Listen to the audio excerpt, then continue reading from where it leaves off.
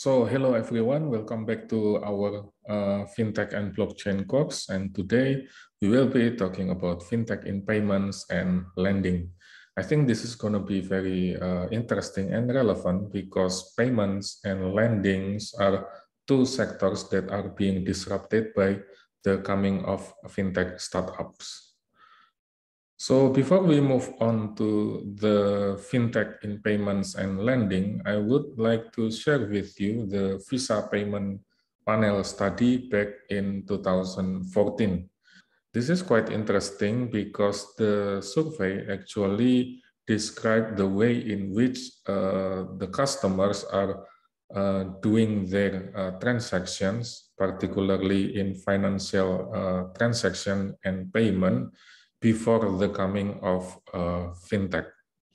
So after expanding very rapidly and outpacing credit card growth since the early 1990s, the growth of debit card ownership and usage has slowed down since 2013 because of the new regulations, particularly regulation to debit card, combined with continued focus on high-value reward programs provided by credit card issuers may have contributed to this trend. In the US or in Western countries, paper checks continue to shrink in volume as well as in usage because paper checks are now concentrated only in business-to-business payments. So consumers are replacing them with card-based payments as well as electronic fund transfer, depend on the payment acceptance practices for different merchants. And the growth of peer-to-peer payment platforms or person-to-person payment platforms is providing insight into segments of the underground payment landscape because previously those kind of transactions are hidden, but now being recorded and available for further analysis. And if we look at the young consumers, it shows a shift in payment behavior in the last 5 to 8 years because they are using debit cards more frequently compared to credit cards. However, by their mid-20s, most young consumers have started to increase their credit card usage and begin to resemble pre-recession consumers. Credit card ownership, usage, and balance are highly concentrated on rewards-based credit card products. And this trend emerged in 2005, and by the most recent Visa Payment Panel study, well over 80% of credit card usage is on a product with rewards. Now, what can we learn from this Visa Payment Panel study? The most intriguing information revealed in this study relates to payment channel preferences. So there is changes in the way in which we are conducting payment transactions, like from face-to-face to mobile to internet to person-to-person or peer-to-peer, as well as the implication for adoption of new payment products, especially those kind of products that are offering rewards and other benefits. Secondly, banks have an opportunity to influence a consumer's payment preference with a strong message. So it is important for banks to focus on their campaign, on their marketing activities, and so on and so forth to affect the consumer behavior. And finally, consumer satisfaction or consumers' lack of dissatisfaction with the existing payment methodologies can present significant challenges to adoption. This is quite interesting because it seems that we should focus not only on the technologies, not only on the system and so on and so forth, but more importantly, we should focus on the adoption, which is more into social aspect of technology. Now, is there any changes in our spending patterns? It seems quite so because previously spending in gas station, discount store, and grocery stores is heavily concentrated in cards, both debit cards as well as credit cards. Cash, however, remains steady at around 15 to 18% of the volume. Secondly, check volume has nearly disappeared in grocery stores. So people nowadays are moving towards the use of debit card transaction, as can be seen from the increasing volume as well as from the share of payments. Department stores are becoming the last stand of private label card products because they contribute about 18% of spending in 2017. And this is the only merchant category in which private label is noticeable. Many department stores continue to use private label programs aggressively as part of their loyalty and rewards programs. And this encouraging an ongoing in-store use of consumers. Hotels, on the other hand, along with other travel-related industries not shown, maintain a significant rate of credit card spending, about 81% in 2017. It aided by common requirements to use cards for reservation and purchase through these industries. So it is quite common if you go to somewhere else and if you have to pay for hotels and things like that, it is only credit cards being accepted as a form of payment. And finally, restaurant spend tendencies are closely linked to the size of the bill.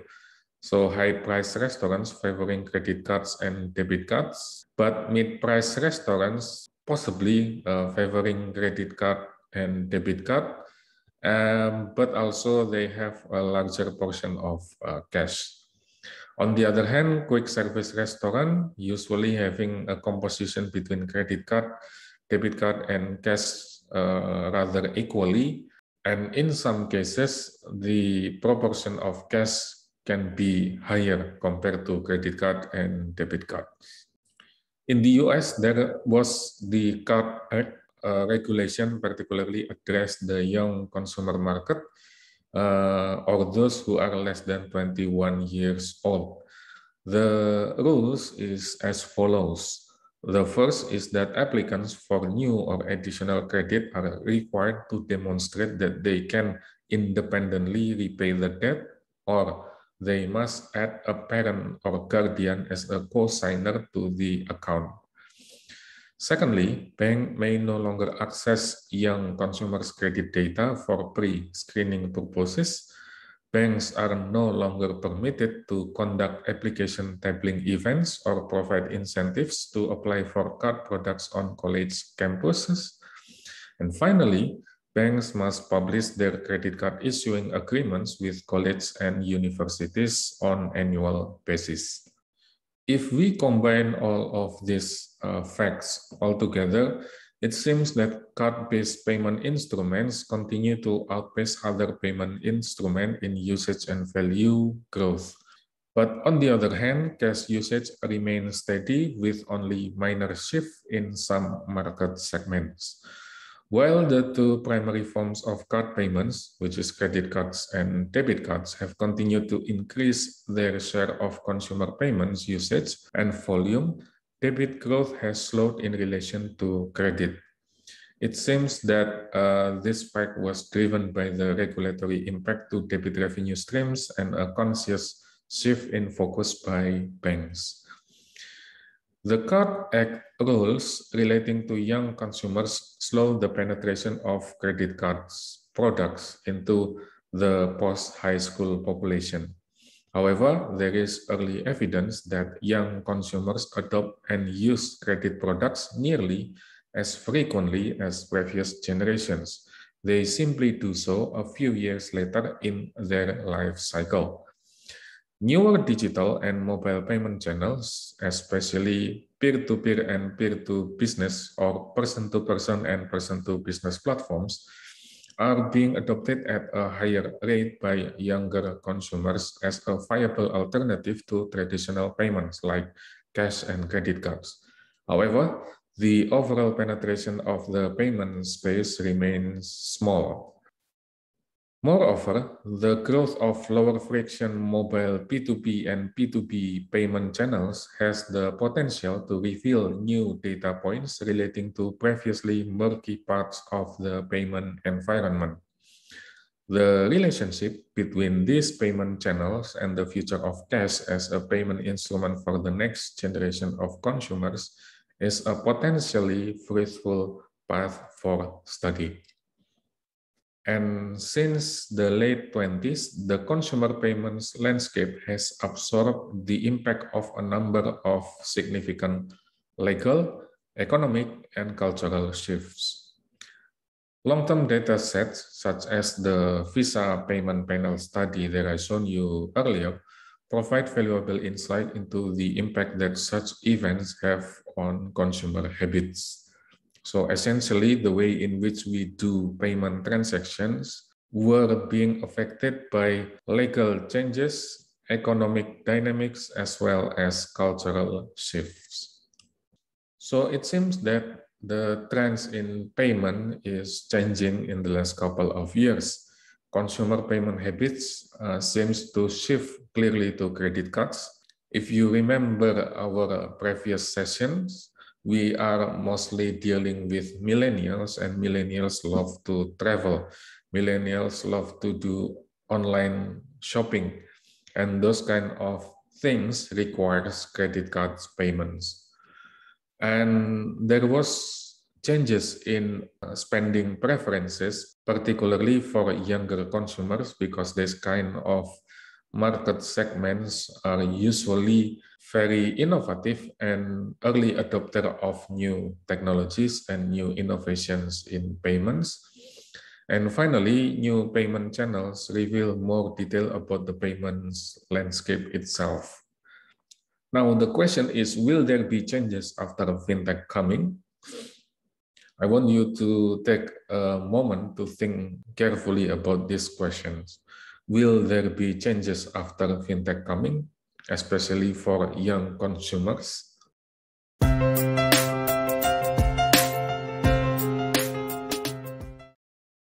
As I said in the beginning of this video, one of the most interesting innovation in fintech is in peer-to-peer lending platforms. Because in the last couple of years, the emergence of fintech has extensively changed the credit systems. They provide new financial products and services and redefine the role of traditional intermediaries. Previously, if you need money, you have to go to the bank, but nowadays there are many fintech companies that are providing same services. And in the context of commercial credit, fintech solutions have introduced many opportunities for both lenders and borrowers. The advance in information technology have indeed supported the spread of peer-to-peer lending platforms, allowing private individuals to directly run small and, in most cases, unsecured loans to private borrowers or small and medium enterprises. And these online platforms deliver efficient and consumer-friendly lending services, improving the overall value for customers. We find several works in the literature that have analyzed the factors which explain the success of peer-to-peer lending platforms, as well as their role in increasing the financial systems. First, peer-to-peer platforms are not subject to the capital requirements which banks must respect. This allows them to operate with lower costs and translates into a benefit for borrowers who are able to receive credit at lower interest rates and in some cases with little or no collateral, but also for lenders who can receive a higher return on their investment due to reduced transaction costs. Secondly, the introduction of the new Payment System Directive or PSD2 that has been discussed in previous sessions is also influencing the way in which peer-to-peer lending platforms grow. This regulation that came into effect in 2018 weakened the monopoly which banks have on their clients' account information and payment transactions. And this information can be disclosed through application payment interfaces or API. Another driver for the success of peer-to-peer platforms is the support of new technology. Many peer-to-peer platforms rely not only on hard but also soft information and technology, like social network activity information, for the purpose of evaluating a candidate's credit worthiness, a practice that are not typically employed by traditional banks. So fintech companies can, for example, look at your social media profile, analyze your behavior, and try to gather information from those to measure your credit worthiness. Finally, the rapid growth of peer-to-peer lending platforms can pose significant risk to financial stability. The main reason is that peer-to-peer lenders typically produce inadequate measures of credit risk in comparison with traditional banks. Peer-to-peer platforms have no access to detailed information on past financial transactions and credit behavioral characteristics of the borrowers. But again, with their innovative use of technology, like exploiting data from social media and things like that, they can gather more and better information compared to traditional banks. As you might know, peer-to-peer lending activity is built on the basis of a many-to-many approach, in which the financial intermediary empowers each lender to decide to whom to lend and for what amount. This leads to a strong interdependence between the individuals and companies operating on the platform, which could generate high level of contagion and systemic risk. These are the risks that has not been closely examined yet. Even more importantly, peer-to-peer platforms allow for direct matching between borrowers and lenders without the loans being held on the intermediary's balance sheet. In peer-to-peer lending, the platform maximizes its returns without taking care of the risk borne by the lenders. But in some cases, peer-to-peer lending platforms are also working together with insurance companies to ensure that they have some sort of protection to both borrowers and lenders. And all the mentioned aspects make necessary new models which can properly assess the level of credit risk in peer-to-peer platforms, able to cope with misaligned incentive, asymmetric information, differences in business model, and in risk ownership. Now, in the literature, there are two credit scoring models that have been recently proposed with the aim of improving the assessment of credit worthiness in peer-to-peer platforms. These works share the idea of leveraging the high interconnectedness characterizing peer-to-peer platforms to improve the accuracy of credit default prediction.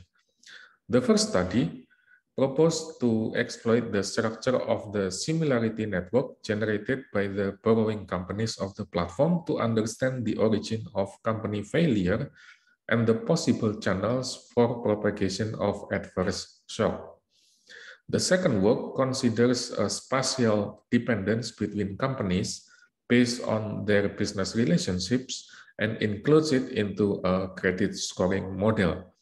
And both studies use real data coming from peer-to-peer lending platforms and combine it with traditional financial information like balance sheet data or income statement data with the use of alternative data deriving from the estimation of network structure.